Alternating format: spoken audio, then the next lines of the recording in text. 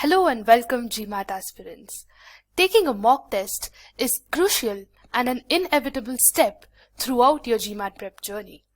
Whether you're just beginning or are getting ready to take the GMAT, a mock test allows you to assess your current standing, determine how far you are from your target score, identify areas of strengths and weaknesses, and plan your strategy accordingly. Practice tests are also important for gauging your test readiness after learning the concepts and assessing your progress during your preparation. Thus, taking a reliable mock test that closely simulates the actual GMAT and provides accurate insights to help you plan your preparation is very critical.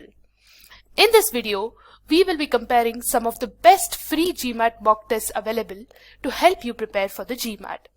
We have researched and analyzed 4 popular mock tests available online: e-GMAT Sigma X mock test, e-GMAT, Veritas, and GMAT Prep. We will also include the GMAT Club test and the ESR report or the Enhanced Score report in our analysis. Before we get into the comparison, please subscribe to our channel for more such videos.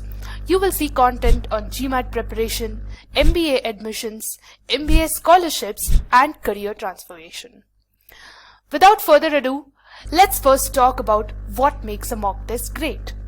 We will then compare all the mock tests based on these factors.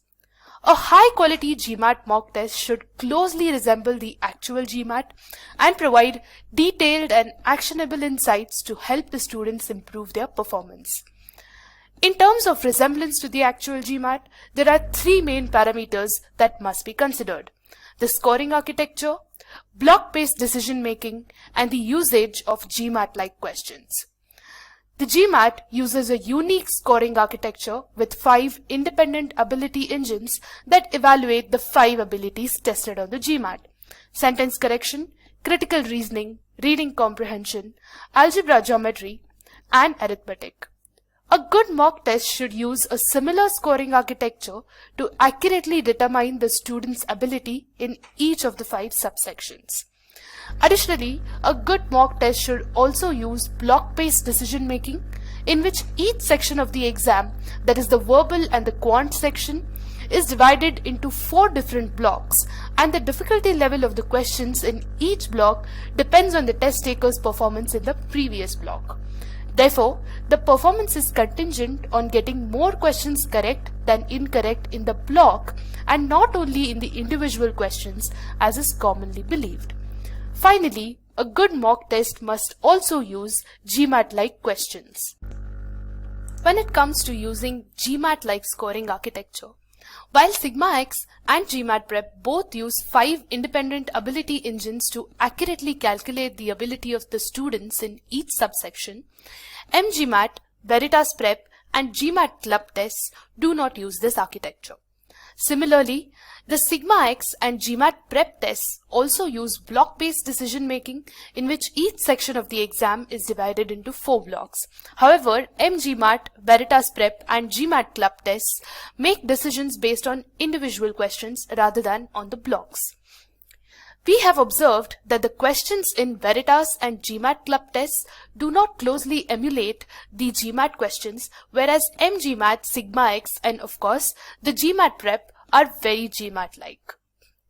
In fact, the Scholaranium GMAT question bank of e-GMAT has received over 200 5-star reviews on the GMAT Club, making it the most popular GMAT quizzing platform in the world.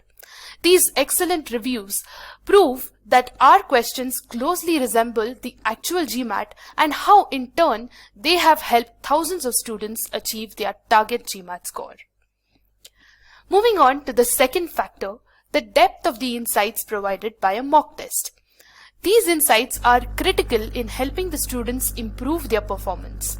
A great mock test should effectively answer the following questions: where did the student falter? Why did the student falter? And how should the student improve? To understand where the student faltered, the mock test must provide a breakdown of the verbal and quant scores as well as the subsections such as SC, CR, and RC. It should also provide insights into individual questions. which questions did the student answer correctly and incorrectly. To understand why the student faltered, the mock test must provide insights into the time spent on every question, especially the incorrect questions. It should also provide a comparison between the actual time taken by the student and the ideal time to solve the particular question depending on its difficulty level. Additionally, it must provide insight into whether the student had a warm-up or a fatigue issue. Through this useful insight, the student will be able to determine whether he must work on his test-taking skills or on his concepts. The test must also provide insights into the performance of the student across the 4 blocks in each section, that is the verbal and quant sections, and also in each subsection, such as sentence correction and reading comprehension. Finally, the mock test must help the student determine how to improve. Along with all the insights, the identification of the topics in which the student is weak will be extremely helpful in determining the plan of how to improve. Let us now compare each mock based on these parameters. Let us start with e-GMAT Sigma X mock test and see how it fares with respect to all the insights discussed.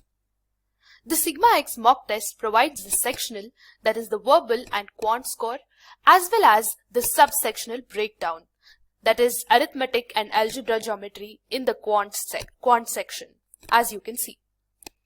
It also tells you the time you spent on each and every question and provides a detailed solution for each question along with the ideal time taken to solve that particular question.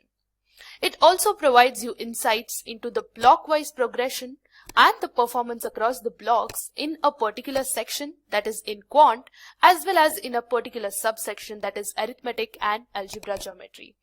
This helps you determine whether you had a warm-up or a fatigue effect and work on your test-taking strategies accordingly. Finally, it provides a subsectional breakdown of all the correct questions and the incorrect questions along with the topic that they belong to.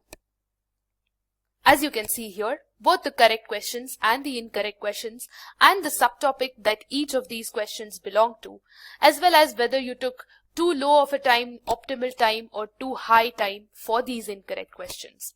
And in this way, you can identify which questions to ignore and which topics to focus on. So, the Sigma X mock test provides insights into each and every insight that is discussed. GMAT Prep, on the other hand, provides an overall score and a subsectional score, but it doesn't provide any of the insights listed other than whether you got the question correct or incorrect and the time spent on that particular question. The Manhattan GMAT provides a few insights, however lacks in many others. It provides the sectional abilities as well as the overall score, as you can see. And it also provides insights into each and every question and the time taken to solve the same.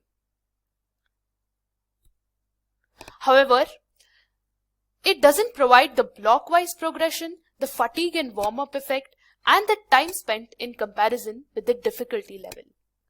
Similarly, the Veritas Prep also provides sectional abilities, but it doesn't provide the subsectional abilities. Like MGMAT, it tells you whether you answered the question correctly or incorrectly and the time taken to solve the question, but it doesn't provide the ideal time required to solve the question. It also doesn't provide the block-wise progression, the fatigue and warm-up effect, and the topic that each question belongs to. Finally, the ESR provides useful insights such as the subsectional breakdown, as you can see, problem solving, data sufficiency, arithmetic and algebra geometry as well. And it also gives you the average time spent on the correct and incorrect questions, as you can see here. It also gives you the block-wise progression in each of the blocks in each section, and it provides other insights such as the performance by the fundamental skills as well. However, the major drawback of the ESR is that it doesn't provide any insights into the individual questions, whether you got a certain question correct or incorrect and the time spent on each question. Here is the comparison table for the insights provided by each mock.